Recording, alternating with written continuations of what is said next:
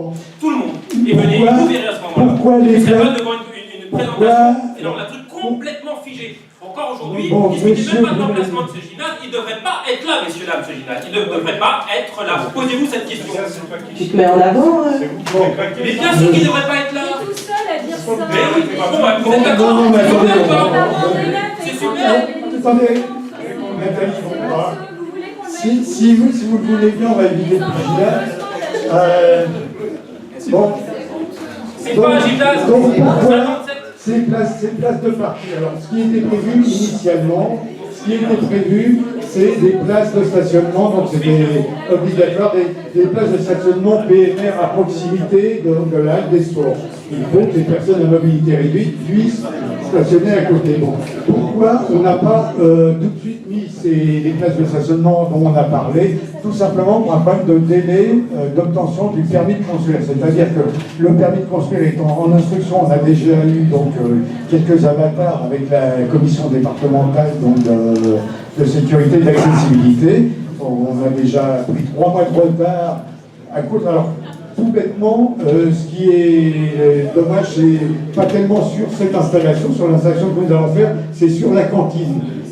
La commission de sécurité, enfin d'accessibilité et de sécurité a émis un avis négatif sur l'extension de la cantine. Donc ça nous a plombé tout le permis de construire. Donc je préfère avoir ce permis de construire, pouvoir engager les travaux, et nous allons donc faire un permis modificatif maintenant qui va prévoir ces places de stationnement de toute façon qui seront sans problème.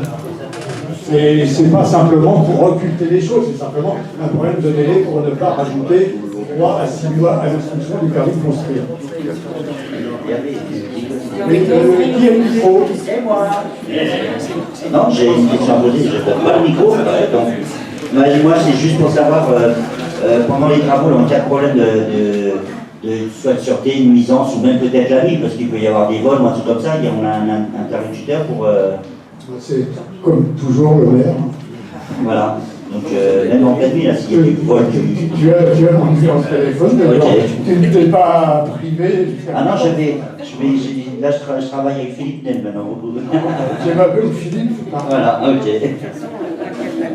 On parlait des places de parking. Est-ce que vous pouvez nous situer les 7 places? Non mais, prenez le micro pour poser vos questions, parce que vous allez revenir par là. Excusez-moi, ça c'est une question. Donc moi je suis nouvel habitant, je suis là depuis 1 an. Merci. Donc quand j'ai emménagé, c'est vrai que j'avais entendu l'histoire comme quoi l'école était très bondée. Du coup, pourquoi on n'apprendit pas l'école en premier en fait? Simplement, c'est un jeu, encore une fois, un jeu chacun. C'est-à-dire que pour pouvoir disposer des locaux, réaffecter les locaux du centre de loisirs à l'école maternelle et par ce biais libérer des classes dans l'école élémentaire, il faut d'abord qu'on construise de nouveaux centres de loisirs. Donc c'est une opération à tiroir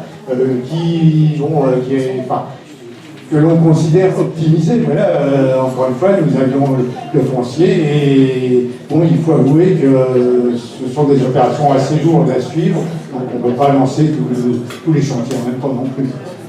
Alors par contre, en ce qui concerne le restaurant scolaire, on va voir selon l'évolution des effectifs, on sera peut-être amené à accélérer la cadence parce que c'est vrai que la cantine aujourd'hui donne des signes de saturation, donc peut-être que pour la deuxième phase, on fera le restaurant scolaire un peu plus tôt prévu.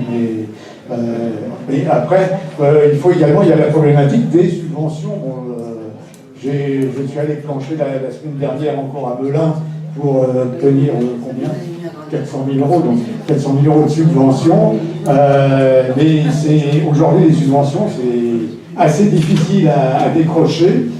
Donc, on est obligé d'y aller, non à pas compter. Et voilà pourquoi on fait ça dans cette heure. Oui, juste tout à l'heure, quand tu as présenté les projets qui avaient été envisagés, tu as cité la possibilité, enfin l'étude d'un gymnase au niveau du stade des Cornouilles, mais l'impossibilité liée à l'acte notarial qui avait été passé par le propriétaire cédant. Tu as cité aussi que vous aviez envisagé de mettre donc la halle de sport, enfin agrandir les bâtiments associatifs au niveau de la voie ferrée. Tu as dit que ça n'a pas été possible parce qu'en réalité, aujourd'hui, il y a déjà un empiètement d'une partie des terrains de la SNCF. C'est ça? J'ai bien compris. Est-ce que vous avez demandé à la SNCF s'ils voulaient vendre? Non. Non, président.